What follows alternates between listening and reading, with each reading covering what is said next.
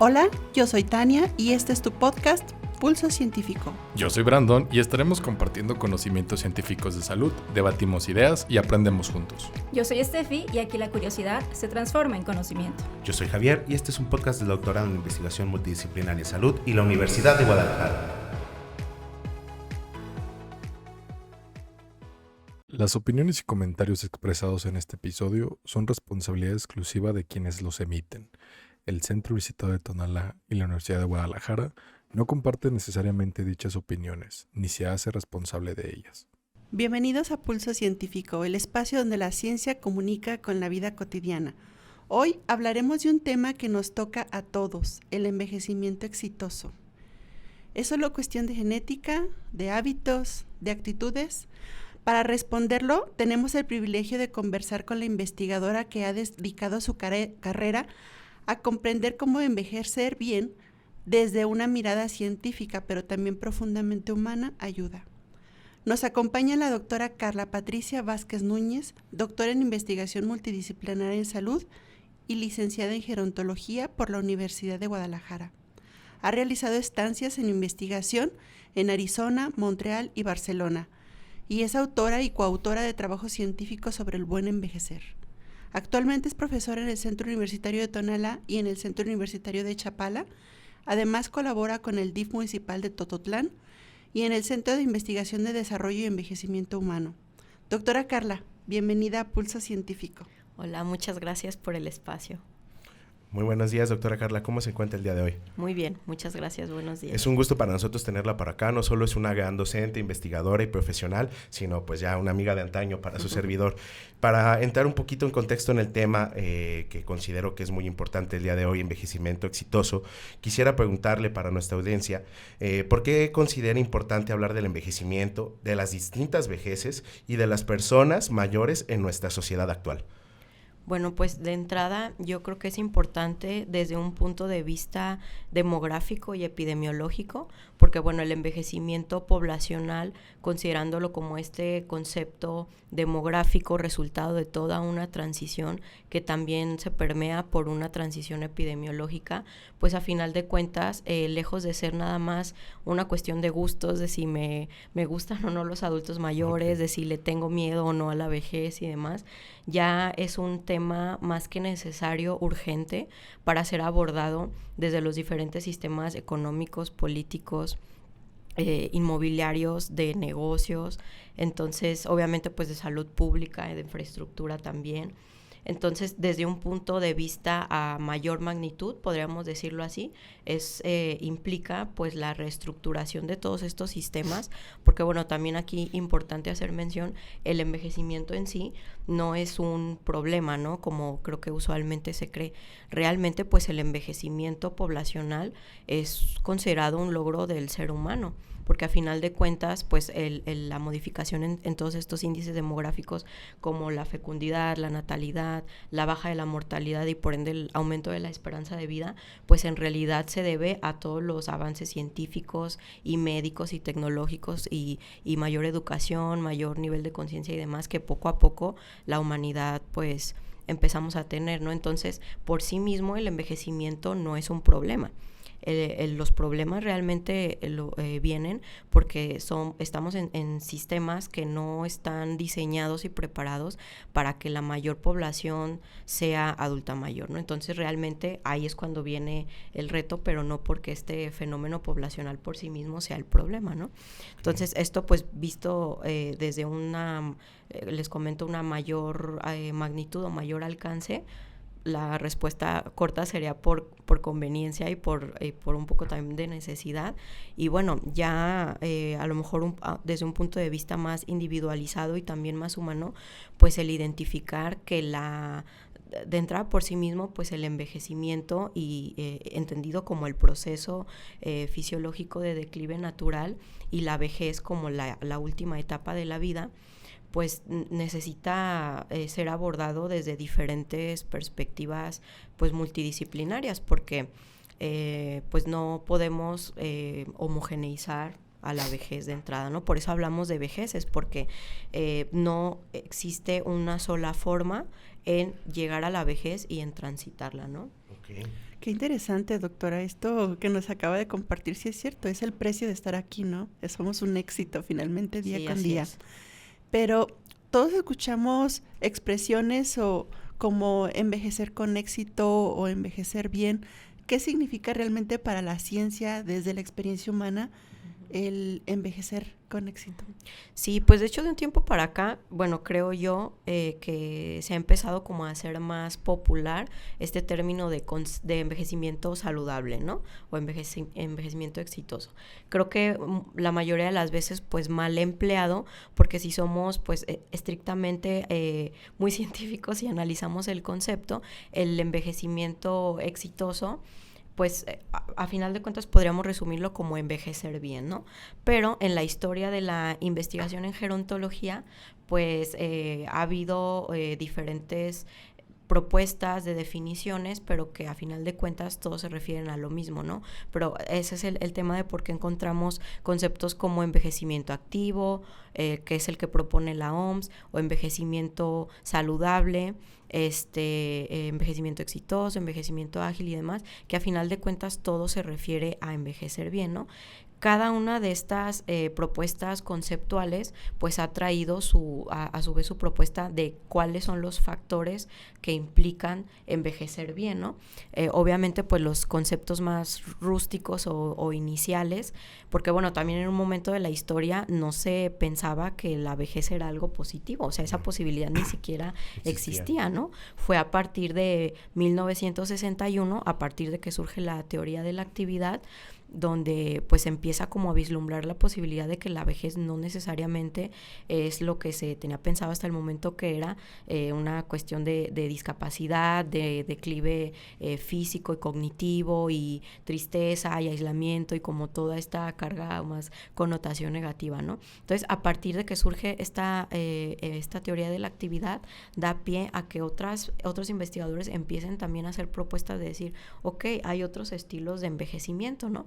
Y hay otras formas de llegar a la vejez para pues poderlo identificar, poderlo nombrar y a su vez entonces poderlo investigar y saber cómo podemos llegar a hacer la promoción de estos elementos en la sociedad, ¿no? Y fue entonces que también pues se hace la propuesta de que en realidad existen 3 tipos o 3 estilos de envejecimiento. Por un lado, el envejecimiento patológico, que de lo que nos habla es donde estos casos de personas mayores donde pues ya tienen desafortunadamente alguna discapacidad, una o varias enfermedades y que a final de cuentas su funcionalidad pues ya está muy limitada y tienen esta pérdida de autonomía, ¿no? Luego tenemos también el envejecimiento normal, que aunque puede haber algunas enfermedades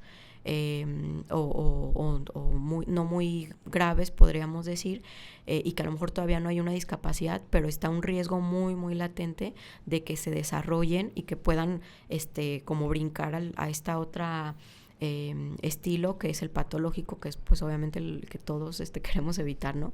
Y entonces se hace esta propuesta de un concepto de un envejecimiento bien o algo más positivo, ¿no? Y entre muchas conceptualizaciones existe esta que les vengo a comentar el día de hoy, que es el envejecimiento exitoso, que pues bueno, de forma general, como responder qué se necesita o qué son los elementos para envejecer bien.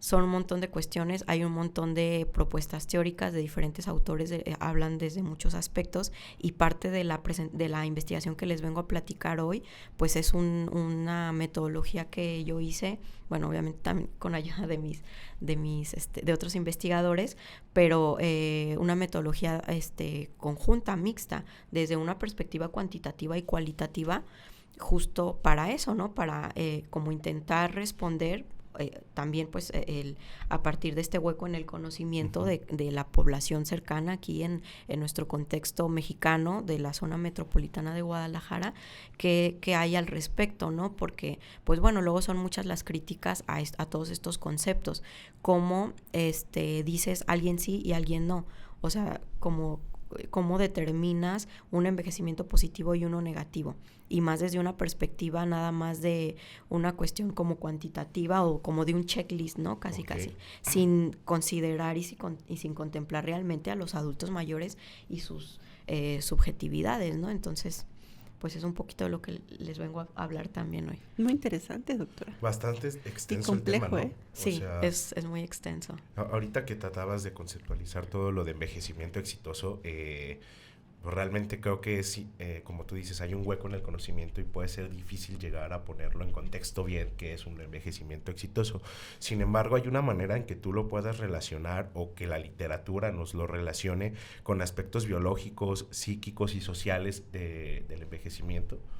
Sí, pues hay diferentes elementos que se han reportado desde una cuestión de edad, que bueno, eso sí es algo que también ha sido muy constante, que, o sea, dentro de ser adulto mayor, que en el caso de México es a partir de los 60 años, quienes tienen más posibilidad de estar teniendo un envejecimiento exitoso son los adultos mayores más jóvenes, como entre 60, 65, casi 70, ¿no?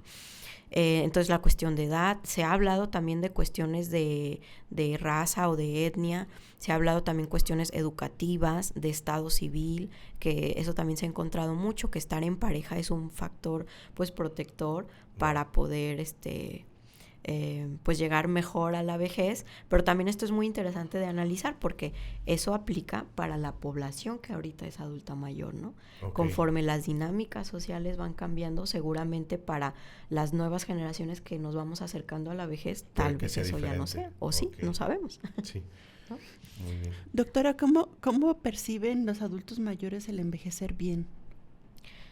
Bueno, pues a final de cuentas, que es parte de los resultados de esta investigación que les comento, pues lo que se encontró es que principalmente lo que relacionan con envejecer bien de entrada, había que irnos, y fue algo con lo que me encontré ya haciendo la recolección de datos de la parte cualitativa, que tenía que como regresarme un pasito atrás, para saber qué entendían las personas por vejez y por envejecimiento antes de llegar a conceptualizar el envejecer bien, ¿no? Entonces, algo de lo que encontré que también me parece muy interesante es de entrada saber a partir de las experiencias de cada persona cuál es su significado de vejez.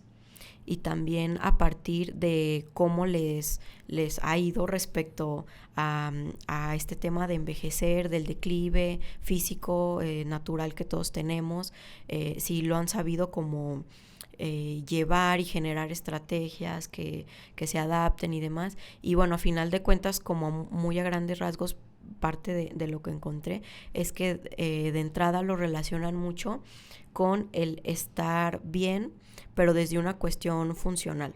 Okay. Esto no quiere decir que no tengan ninguna enfermedad, incluso hasta a lo mejor hasta alguna discapacidad, ¿no? Pero el hecho de que las personas, a pesar de esa enfermedad o de esa discapacidad, sigan estando funcionales, activas, y tengan autonomía y todo esto, eso es un componente muy determinante para que las personas se consideren que están envejeciendo bien. Y por otro lado, pues también la cuestión, justo lo que comentas, Javi, de la actividad, relacionada también a la participación social, que hasta el momento, como en esta población que ahora es adulta mayor, creo que esta cuestión más de participación y estar activo socialmente tiene que ver con la cuestión familiar, ¿no? Todos los roles que en familia vamos desempeñando, abuelos cuidadores, pues las en su mayoría mujeres, pues que se encargan de las labores del hogar, del cuidado de otros enfermos o de otros familiares, o sea, que es un papel de estar activo socialmente, pero en un entorno familiar, ¿no? Empieza a ser todavía como que es poco común. Yo espero que esto, conforme pasen las generaciones, también vaya cambiando, como la participación activa, pero ya en un ámbito comunitario, ¿no? Okay. Hasta ahorita pareciera que todo es actividad, pero como en la vida privada, ¿no? Familiar. Pero bueno, a final de cuentas, pues es algo positivo porque es estar activos. Y también la cuestión de la salud y muy subjetiva, que no siempre está relacionada pues con la salud objetiva medida a través de estudios o de un diagnóstico médico y demás, ¿no? Porque les comento, o sea, aunque la persona a lo mejor tenga ciertos diagnósticos de enfermedades, pero si la persona se percibe con buena salud, eso es más importante, y lo vimos en investigaciones y lo corroboré yo también con esta, es más importante que la salud objetiva o real, lo podríamos como etiquetar así, ¿no? Entonces, sí, esta parte de una subjetividad de la persona, de su estado físico, de su estado mental, también esta parte del apoyo social, lo interesante es que tenía, o lo que encontré es que tenía que ser un apoyo social percibido, que no es lo mismo que el apoyo social medido a partir de cómo se conforma tu red de apoyo, cuántos hijos tienes, qué tanto apoyo y de qué tipo emocional o instrumental te dan todos esos elementos de tu red de apoyo.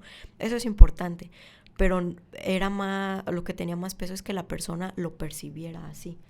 O sea, podía tener 5 hijos y todos le ayudaban de alguna u otra forma económica, o llevándola al médico, o visitándola, preparándole de comer, pero si la persona no sentía o no percibía que le estaban ayudando y que los hijos están ahí preocupados por ella, por él, etcétera, como que le restaba valor a la red de apoyo, lo cual es muy interesante, ¿no? Entonces, a final de cuentas, sí tiene mucho que ver estas subjetividades y estas percepciones que tengan las personas de su estado de salud mental y también de su esfera social, porque todo esto, a final de cuentas, les genera lo que ellos dicen como un sentimiento de tranquilidad, que pues también de alguna forma, y algo que también está muy relacionado, es la capacidad que ellos han tenido de adaptarse a los cambios naturales por el envejecimiento.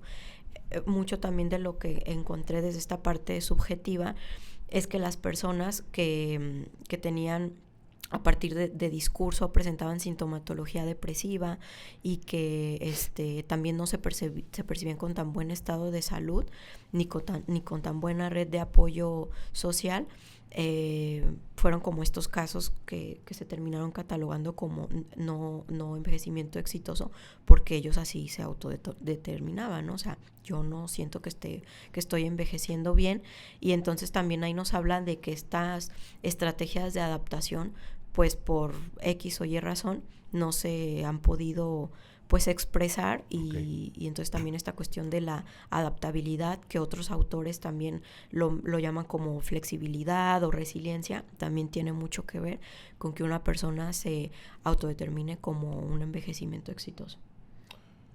Me imagino que dentro de todas estas datos encontrados en la investigación, a la hora de llevarlos a una aplicación práctica o a una intervención, creo que lo más difícil podría ser esto que estabas comentando de la subjetividad, ¿no? Porque al final de cuentas el adulto mayor, ¿está bien dicho adulto mayor?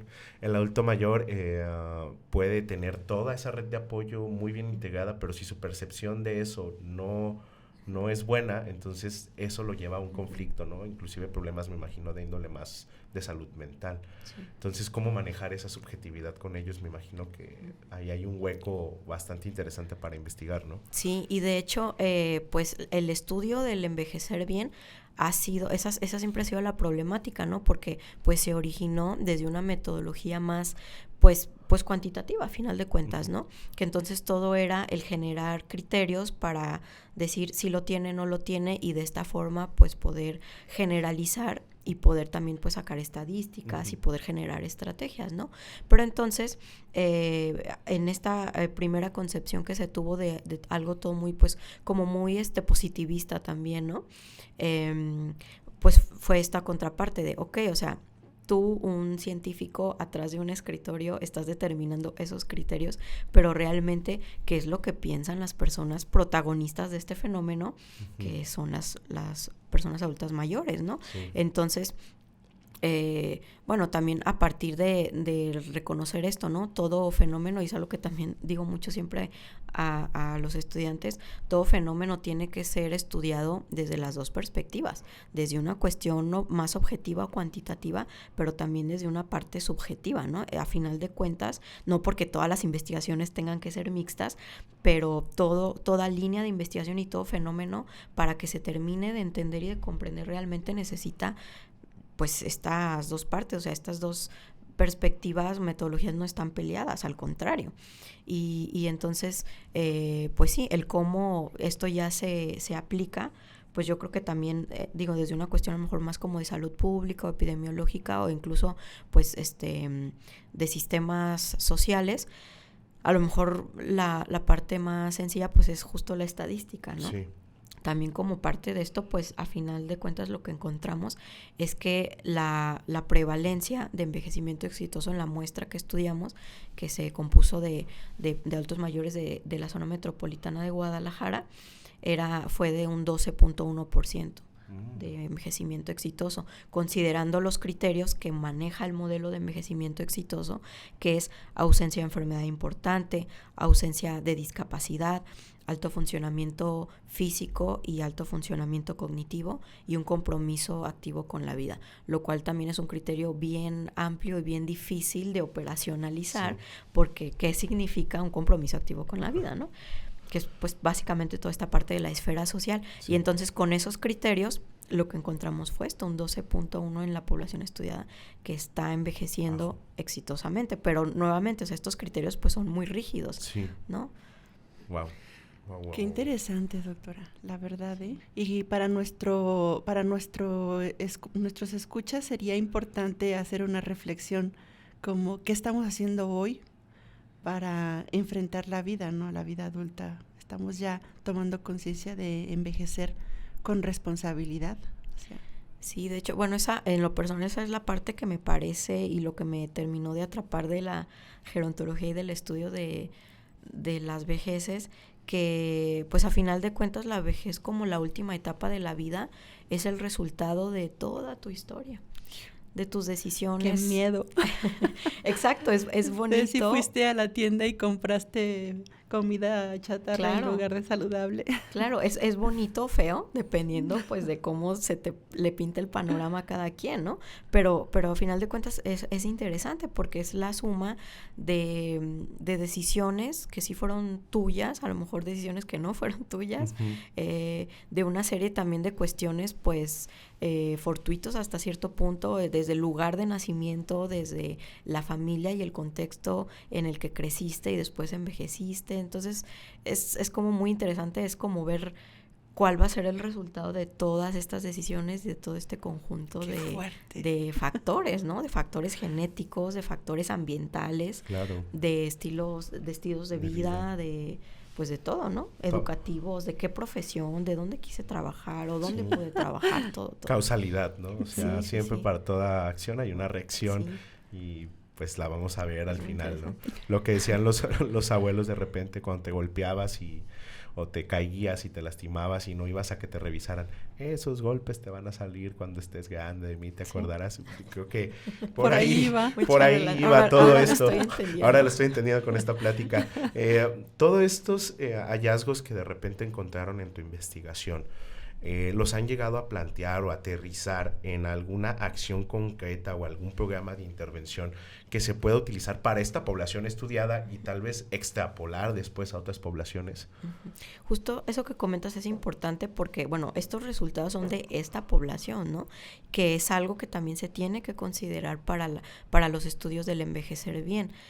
No muy difícilmente o no siempre se va a poder aplicar una misma teoría o unos mismos hallazgos en todas las poblaciones, en esta población y en la de una población oriental, por ejemplo, ¿no? Entonces, eso también es algo que es importante de mencionar. O sea, al tener esta carga, el envejecer bien, de factores culturales y sociales, y económicos y políticos, claro, familiares, etcétera, etcétera.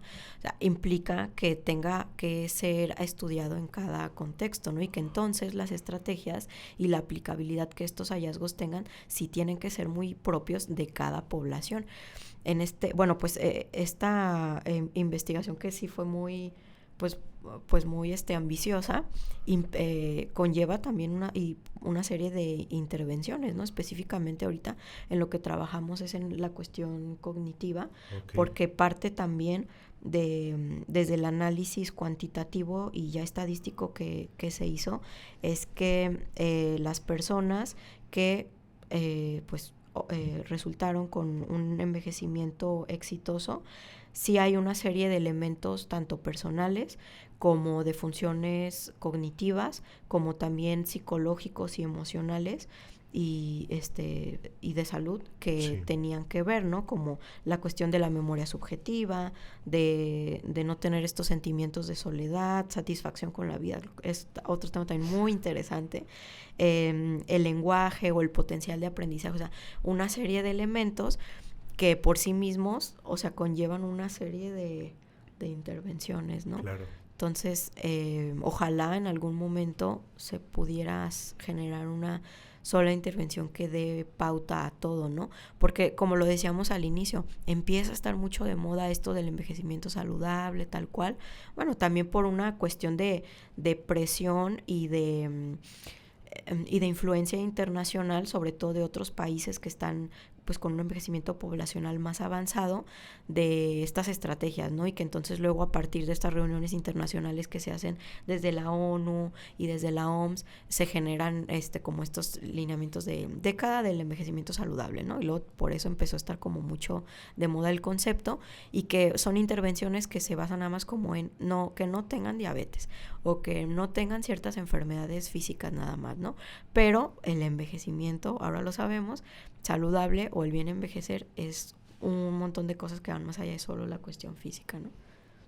No, y todas estas intervenciones al final de cuentas me imagino que van a ir en constante cambio o evolución, aunque se aplicaran a la población actual, pues la población próxima a envejecer va a cambiar bastante. Digo, Sí. los adultos mayores de hoy en día tienen mucho este golpe del bloop generacional de la tecnología, ¿no? De que ellos a lo mejor no la usan tan bien como los jóvenes, pero pues los jóvenes que están ahorita van a llegar a la vejez sabiendo usar estas tecnologías y pues tal vez las intervenciones van a ser muy, muy distintas. Creo que es una área de investigación en muy constante cambio. Exacto. Entonces, bastante complicado la situación. Bueno. Sí, justo eso sí tiene que ser tropicalizada y también es dinámica, o sea, estoy, bueno, segura, creo, Sí. que pues estos elementos que estamos identificando ahora, no todos van a aplicar para a lo mejor cuando nosotros o las generaciones consecuentes a nosotros sean adultos mayores, ¿no? Porque muchos de estos son elementos también del contexto y de la cultura y de la tecnología también, ¿no? Es importante seguir estudiándolo. Sí, es muy interesante. Doctora, pues es súper enriquecedor para mí haber tenido esta plática contigo. Tu trabajo nos enseña muchísimo sobre una etapa que creíamos perdida, como es el envejecimiento, y sabemos que es una etapa o una oportunidad para abrazar la vida y para redefinir lo que estamos haciendo para cosechar en el futuro, ¿no? Sí, y que, bueno, como siempre también hago la reflexión, ¿no? Independientemente de que quieran y les guste o no el llegar a la vejez, estadísticamente nuestro contexto mexicano lo que nos dice es que vamos a llegar, ¿no? O sea, por probabilidad. En el mejor de los escenarios. Entonces, pues qué mejor si es algo que desde una cuestión pues de probabilidad y de estadística es algo que va a suceder, pues mejor hay que irnos preparando para eso, ¿no? Entonces, justo también, como comentaba, ¿no? Pues la idea es que esto no sean estrategias e intervenciones que se apliquen ya en la vejez.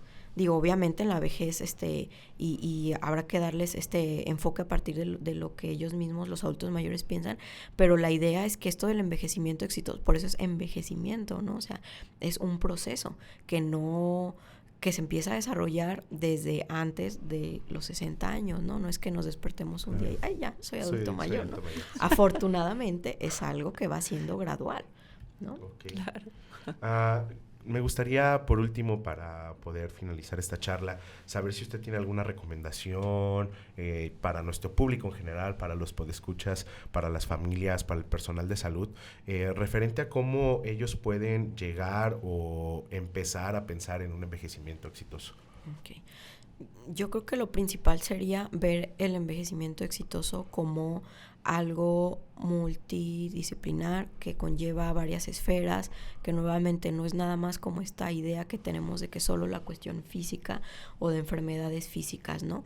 Entonces, en medida de que entendamos eso que implica no nada más cuidarme de no tener ciertas, no sé, toxicomanías o hábitos nocivos. También tiene que ver la parte de la salud mental, cual también ahorita es todo un tema, ¿no? Habrá que ver, eso es también muy interesante, cómo van a envejecer las personas que ahorita pues también se encuentran con esta gran prevalencia de sintomatología depresiva y ansiosa. Pero eso, ¿no? Que es la parte física, es la parte también mental, cognitiva, emocional, y también creo que una que luego se nos olvida mucho es la parte social, ¿no? Sobre todo estas nuevas generaciones, el entender que, bueno, sí o sí somos entes sociales, ¿no? Claro. No podemos estar peleados con esta idea de que sí o sí tengo que generar redes de apoyo. Este tema de las redes de apoyo siempre a lo largo de la vida es muy importante, pero en la vejez se ha visto que incluso el tener una buena red de apoyo, y hablando buena no por cantidad, sino porque realmente sea sólida y me sea útil, me ayuda para no tener ciertas enfermedades, e incluso me ayuda contra muertes prematuras. Claro. Entonces, diríamos, como esta cuestión de los amigos o de los hermanos o de los vecinos, etcétera, como eso tiene que ver, ¿no? Entonces, esta parte que luego de pronto se le llama también la salud social, que es una esfera que también tenemos que estar cuidando en todo momento, ¿no? Independientemente de que queramos o podamos formar familia o no, o de que nos llevemos bien o no, pero el generar estrategias para entonces, a final de cuentas, no quedarme como sin ninguna red de apoyo, porque claro, eso es muy peligroso para la salud y para el envejecimiento exitoso, ¿no? Entonces, pues, ¿qué recomendaciones? Yo creo que de entrada lo vean desde esta perspectiva la salud. O sea, desde la salud, como la OMS ya nos lo viene diciendo desde un montón de tiempo, ¿no? Todo este bienestar biopsicosocial integral, incluso ya se empieza a hablar de la cuestión espiritual, ¿no? Entonces, yo creo que a partir de que lo veamos de esta forma, cada quien, de acuerdo en la etapa de la vida y en las condiciones en que se encuentre, sabrá qué estrategias hacer para, pues, llegar a la vejez lo mejor posible. Excelente. Doctora, ¿algún lugar, algún correo, alguna liga donde puedan los escuchas comunicarse con usted? Porque apuesto que habrá muchas dudas y muchas inquietudes. Sí, pues mi correo es Carla con K, carla.vasquez@academicos.udg.mx. Ahí me pueden escribir y pues ahí estamos en contacto también. Muy bien, igual lo ponemos ahí en la descripción del video. Pues muchísimas gracias. Esto fue Pulso Científico, el espacio donde la ciencia se comunica con la vida cotidiana. Yo fui Tania. Gracias. Muchísimas gracias. Yo fui Javier, y recuerden, pues en esta sociedad en constante movimiento no podemos quedarnos quietos. Tengan buen día, buena tarde, buena noche. Nos vemos la próxima. Gracias. Bye. Muchas gracias a todas y todos por escucharnos. Si te gustó, compártelo. Te esperamos en el próximo episodio. Esto fue Pulso Científico.